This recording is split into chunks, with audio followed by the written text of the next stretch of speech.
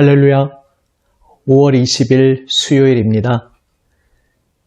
주님께 모든 것 내려놓고 주님만 바라보며 걸어가는 길은 주님께서 함께 하시는 복된 길임을 믿습니다.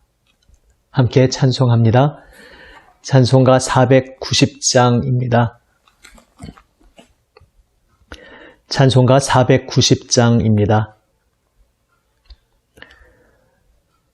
주여 지난 밤 내 꿈에 배었으니 그 꿈 이루어 주옵소서.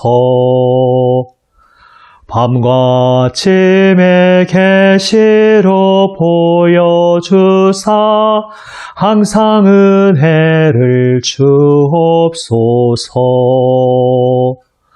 나의 놀라운 꿈 정녕 나 믿기는 장차 그 은혜 받을 편이.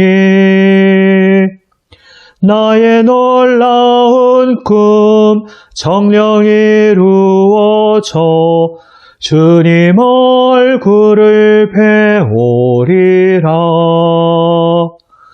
마음 괴롭고 아파서 낙심될 때 내게 소망을 주셨으며 내가 영광의 주님을 바라보니 앞길 환하게 보이도다. 나의 놀라운 꿈 정녕 나 믿기는 장차 큰 은혜 받을 편이. 나의 놀라운 꿈 정녕 이루어져 주님 얼굴을 배우리라. 세상 풍조는 나날이 변하여도 나는 내 믿음 지키니. 인생 살다가 죽음이 꿈 같으나 오직 내 꿈은 참되리라. 나의 놀라운 꿈 정녕 나 믿기는 장차 큰 은혜 받을 편이. 나의 놀라운 꿈 정녕 이루어져 주님 얼굴을 배우리라. 아멘. 기도하시겠습니다. 아버지 하나님, 주님 말씀만 기다리며 기다립니다.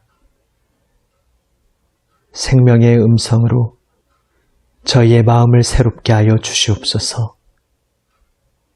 우리 구주 예수 그리스도의 이름으로 기도드립니다. 아멘. 하나님 말씀 열왕기하 8장 1절에서 15절 말씀입니다. 구약 성경 573면 열왕기하 8장 1절에서 15절 말씀입니다. 새 번역으로 말씀을 읽습니다. 엘리사가 이전에 한 여인의 죽은 아들을 살려준 일이 있었는데 그 아이의 어머니에게 이렇게 말했었다. 부인은 가족을 데리고 이곳을 떠나서 가족이 몸부쳐 살만한 곳으로 가서 지내시오. 주님께서 기근을 명하셨기 때문에 이 땅에 7해 동안 기근이 들 것이오. 그 여인은 하나님의 사람이 한 그 말을 따라서 온 가족과 함께 7해 동안 블레셋 땅에 가서 몸부쳐 살았다. 7해가 다 지나자 그 여인은 블레셋 땅에서 돌아와서 자기의 옛 집과 밭을 돌려달라고 호소하려고 왕에게로 갔다. 마침 그때에 왕은 하나님의 사람의 시종인 게하시와 이야기를 나누고 있었다. 왕이 게하시에게 엘리사가 한 큰 일들을 말해달라고 하였다. 그래서 게하시는 왕에게 엘리사가 죽은 사람을 살려준 일을 설명하고 있었다. 바로 그때에 엘리사가 아들을 살려준 그 여인이 왕에게 와서 자기의 집과 밭을 돌려달라고 호소한 것이다. 게하시는 높으신 임금님, 이 여인이 바로 그 여인입니다. 그리고 이 아이가 엘리사가 살려준 바로 그 아들입니다. 하고 말하였다. 왕은 그 여인에게 그것이 사실인지를 묻자 그 여인은 사실대로 왕에게 말하였다. 왕은 신하 한 사람을 불러서 이 여인의 일을 맡기며 명령을 내렸다. 이 여인의 재산을 모두 돌려주고 이 여인이 땅을 떠난 그날부터 지금까지 그 밭에서 난 소출을 모두 돌려주어라. 엘리사가 다마스쿠스에 갔을 때에 시리아 왕 벤하닷은 병이 들어 있었는데 어떤 사람이 왕에게 하나님의 사람이 이곳에 와 있다는 소식을 전하였다. 왕이 하사엘에게 말하였다. 예물을 가지고 가서 하나님의 사람을 만나시오. 그리고 그에게 내가 이 병에서 회복될 수 있겠는지를 주님께 물어보도록 부탁을 드려주시오. 하사엘은 다마스쿠스에서 제일 좋은 온갖 예물을 낙타 40마리에 가득 싣고 몸소 예를 갖추어 하나님의 사람을 만나러 갔다. 그리고 그의 앞에 서서 말하였다. 예언자님의 아들 같은 시리아 왕 벤하닷이 나를 예언자님에게 보냈습니다. 왕은 자신이 이 병에서 회복되겠는가를 여쭈어 보라고 하였습니다. 엘리사가 그에게 말하였다. 가서 왕에게는 회복될 것이라고 말하시오. 그러나 주님께서는 그가 반드시 죽을 것이라고 내게 계시해 주셨소.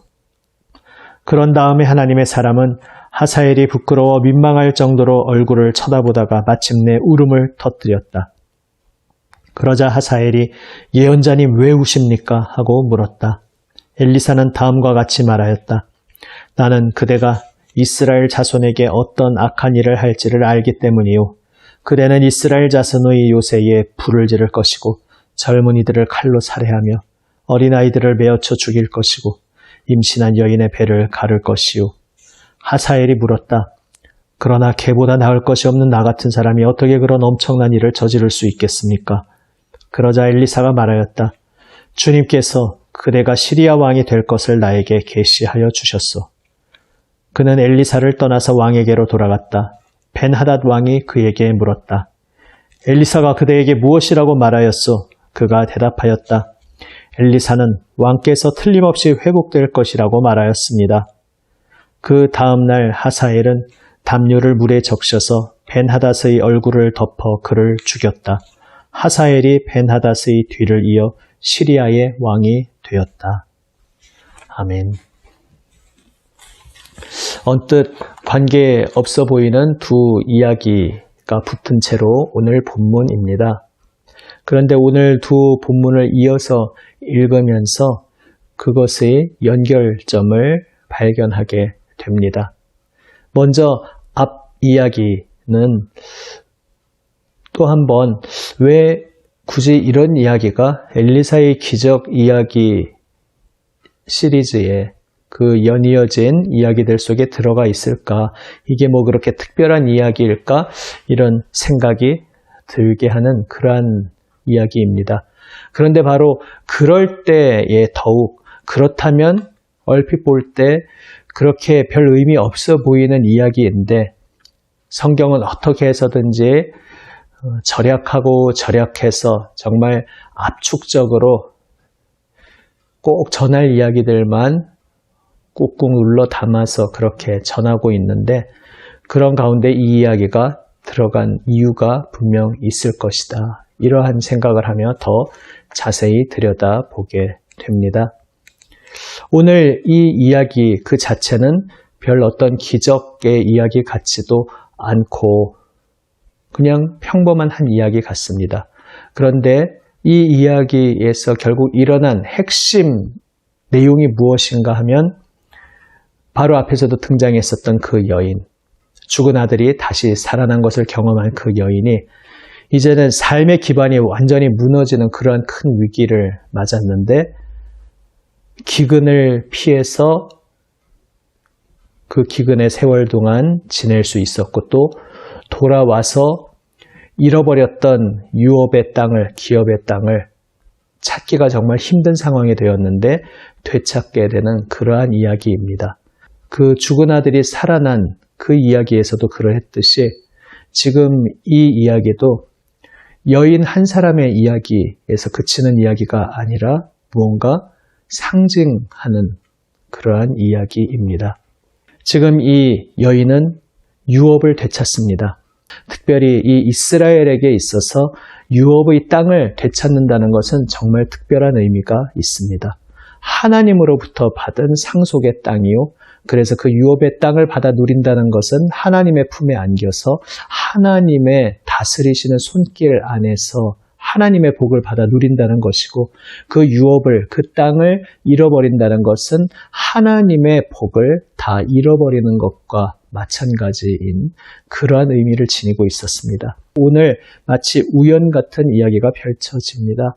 왕에게 호소하기 위해 찾아갔는데 마침 왕이 하나님 사람 엘리사의 시종 게하시와 함께 대화를 나누면서 마침 그 여인과 그 아들에 얽힌 그 엘리사의 기적 이야기에 대해 나누고 있었습니다. 마침 그 타이밍에 바로 그 시점에 딱 맞추어 그 여인이 나타나면서 왕은 마음에 큰 움직임을 가지고 그 여인을 전폭적으로 지원해서 그 여인의 잃어버렸던 모든 유업의 땅을 되찾도록 해줍니다. 참 우연같이 일어난 일이지만 우연이 아님을 알 수 있습니다. 하나님께서 그 모든 상황을 절묘하게 오묘하게 인도하셔서 여인이 이제 고향으로 돌아온 후에 정말 막막한 그 상황 가운데에서 그 땅을 되찾을 수 있도록 하나님께서 도와주신 것입니다. 이것은 무엇을 상징하는 이야기겠습니까? 여인은 정말 막막한 인생 사막 한가운데 던져진 것 같았을 것입니다.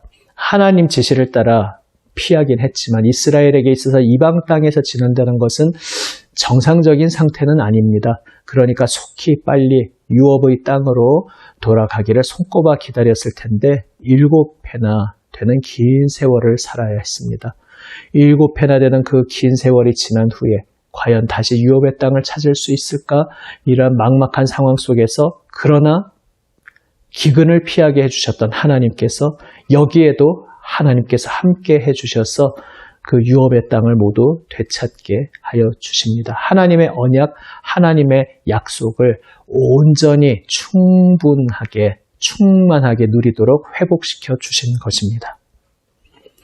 7회 기나긴 기근의 때, 지금 이스라엘은 그러한 때를 지나고 있었습니다.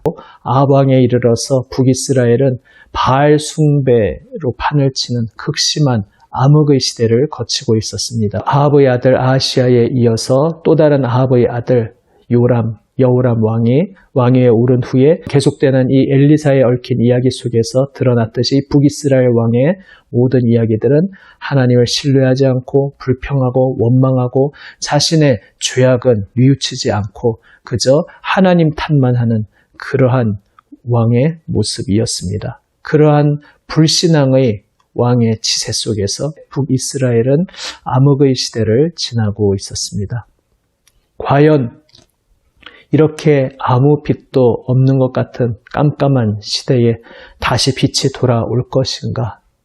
이 극심한 우상 숭배의 통치, 아합 가문의 이 깜깜한 통치, 아합은 죽었으나 아합의 부인 이세벨은 아직도 살아있었고 남왕국조차도 이 아합 가문과 사돈을 맺으면서 이 아합 가문에서 시집간 아달랴라는 여인이 또한 남왕국에 얼마나 극심한 해악을 끼치는지 보게 됩니다. 이러한 어둠의 시간을 지나고 있었지만 하나님께서는 말씀하여 주십니다.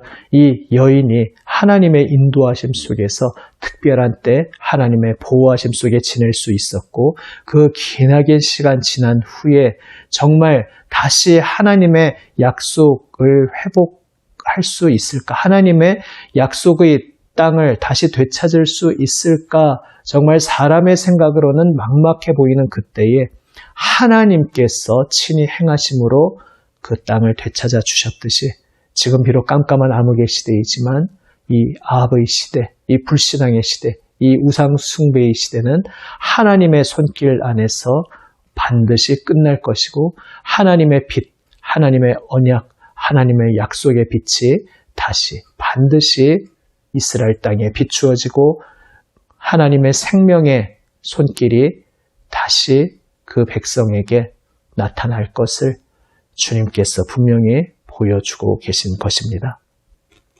그리고 이어지는 두 번째 이야기는 그 새롭게 펼쳐지는 역사의 하나의 중요한 단초가 됩니다. 벤하닷 왕을 치고 모발을 일으켜서 하사엘이 왕이 됩니다. 그런데 사실 이 이야기도 참으로 오랜 기다림 속에 이제야 드디어 일어난 일입니다.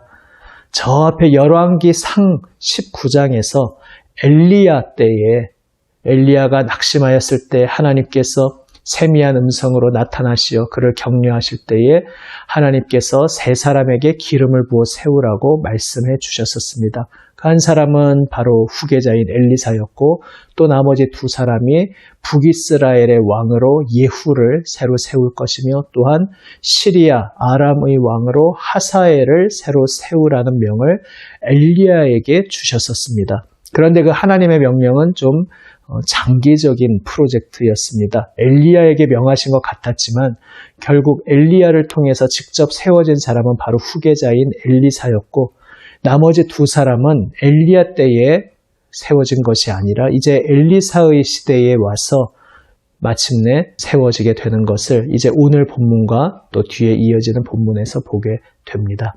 그러니까 엘리야 때에 이미 주신 약속 그 성취를 보기까지 꽤 긴 시간을 기다려야 했습니다. 이 여인이 기근의 긴 시간을 기다리고서 다시 약속의 땅을 되찾을 수 있었던 것처럼 지금 이스라엘도 기나긴 암흑의 통치 속에서 마침내 하나님의 그 새로운 역사의 손길을 경험하기까지 기나긴 시간을 기다려야 했습니다. 그러나 하나님께서는 낙심하지 말라 말씀하십니다. 길게 느껴질지라도 그 시간은 반드시 끝이 있는 시간이다. 나의 생명의 손길은 결코 철회되지 않았다. 나는 결코 너를 포기하지 않았다. 나는 나의 택한 백성 이스라엘에게 반드시 빛의 손길을, 생명의 손길을 다시 내밀고야 말 것이다. 하나님께서 말씀하셨고 약속하셨고 이제 일찍이 약속하신 그 말씀대로 하사엘을 새로운 통치자로 시리아에 세우시는 사건이 오늘 이야기에서 펼쳐집니다. 우리의 인생에서도 그렇습니다. 때로 하나님께서 내 인생에 약속을 성취해 주시고 응답해 주시기까지 오랜 기나긴 시간의 기다림이 있는 그러한 때가 있을 수 있습니다. 그러나 그때에 낙심하지 말고 지치지 말고 하나님께서 약속하신 것을 반드시 이루어 주시며 하나님께서 분명히 그분의 일을 행하실 것이라는 것을 오늘 다시 한번 기억하기 원합니다. 오늘 본문 이야기들을 통해서 하나님께서 약속하신 것, 비록 인간의 시간으로 길게 느껴졌을지라도 하나님께서는 반드시 속히 이루어 주신다는 것을 분명히 보여주고 계십니다. 우리의 인생 가운데 그분의 뜻을 반드시 이루시는 우리 주님을 오늘도 바라보고 소망 중에 주님 앞에 더욱 나아가는 저와 여러분 우리 모두가 되시기를 우리 주님의 이름으로 축원합니다. 아멘. 기도하시겠습니다.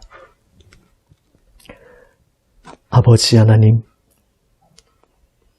기나긴 시간 같았으나 하나님께서 마침내 약속의 유업의 땅을 되돌려 주시고 그 과정도 어떻게 될지 막막해 보였으나 하나님께서 역사하시면 놀라웁게 이루어지는 것을 오늘 보게 됩니다. 주님, 일찍이 엘리야 때에 약속하셨던 그 약속을 이제 이루어 주시듯이 아버지 저희의 삶 속에서도 때로 기다림이 필요하지만 하나님께서는 반드시 주님 저희의 인생을 향하여 세우신 선하신 뜻을 온전히 이루시고 모든 기도에 반드시 응답해 주시고 그 결실을 보게 하여 주심을 믿습니다.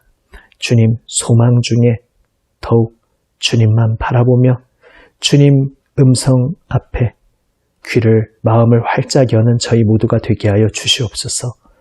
우리 구주 예수 그리스도의 이름으로 기도드립니다. 아멘. 하늘에 계신 우리 아버지, 아버지의 이름을 거룩하게 하시며 아버지의 나라가 오게 하시며 아버지의 뜻이 하늘에서와 같이 땅에서도 이루어지게 하소서. 오늘 우리에게 일용할 양식을 주시고 우리가 우리에게 잘못한 사람을 용서하여 준 것 같이 우리 죄를 용서하여 주시고 우리를 시험에 빠지지 않게 하시고 악에서 구하소서. 나라와 권능과 영광이 영원히 아버지의 것입니다. 아멘. 오늘도 말씀 붙잡고 주님 앞에 기도로 응답하며 나아갑니다. 수요일 주님의 몸된 교회들의 선교를 위해서 기도합니다. 남인천교회의 모든 전도의 사역을 위해서 온 성도들의 전도의 복된 삶을 위해서 기도합니다. 우리 선교사님들 선교 현장을 위해서 개척교회 그리고 기독교 기관들을 위해서 함께 기도합니다. 우리 코로나 시국 위해서 계속해서 기도드립니다. 기도하시겠습니다.